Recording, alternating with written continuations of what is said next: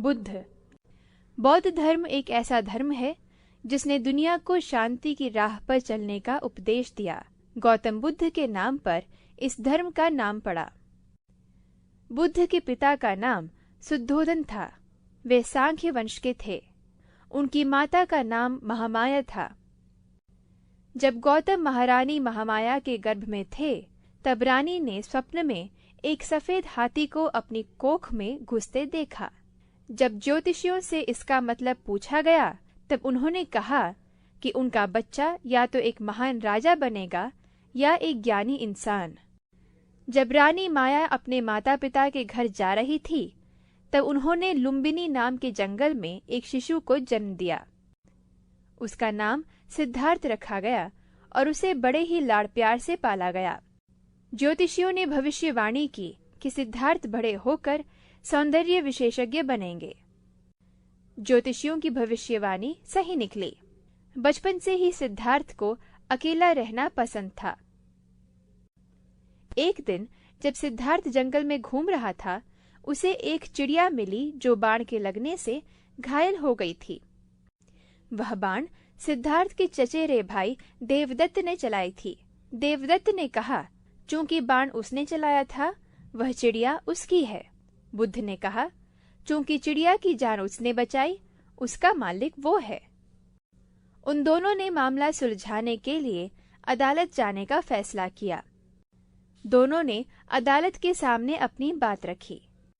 अदालत ने फैसला किया कि क्योंकि सिद्धार्थ ने चिड़िया को उठाया और उसकी जान बचाई, उसका असली हकदार वही है। इस कहानी से पता चलता है कि सिद्धार्थ कितने दयालु थे।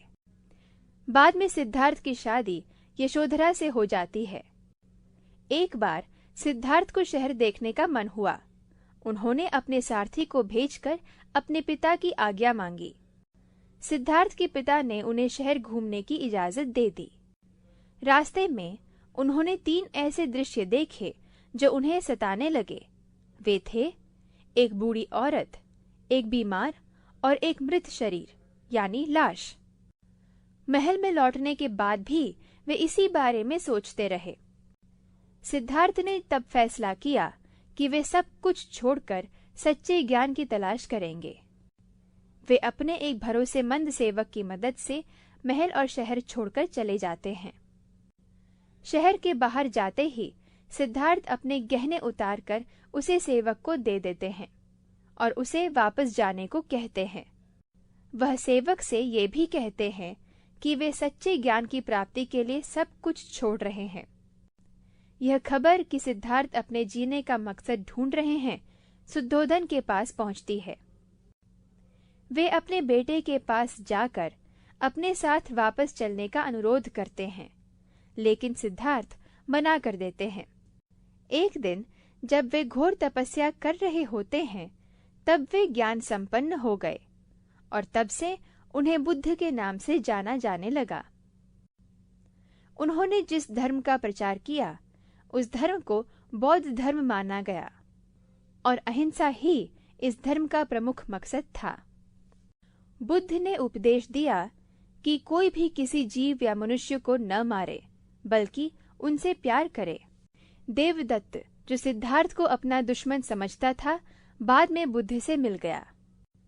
बुद्ध को दैवी इंसान माना जाता है। इसलिए जब बुद्ध को एक ऐसी औरत मिलती है जो अपने जवान बेटे की जान वापस लाने को कहती है, तब बुद्ध कहते हैं कि मृत्यु तो अटल है। बौद्ध धर्म कुछ एशियाई देशों का प्रमुख धर्म है। बुद्ध को भगवान विष्णु का पुनर्जन्म भी माना जाता है। हम सबको उनकी शिक्षा और उपदेशों का अनुकरण करना चाहिए।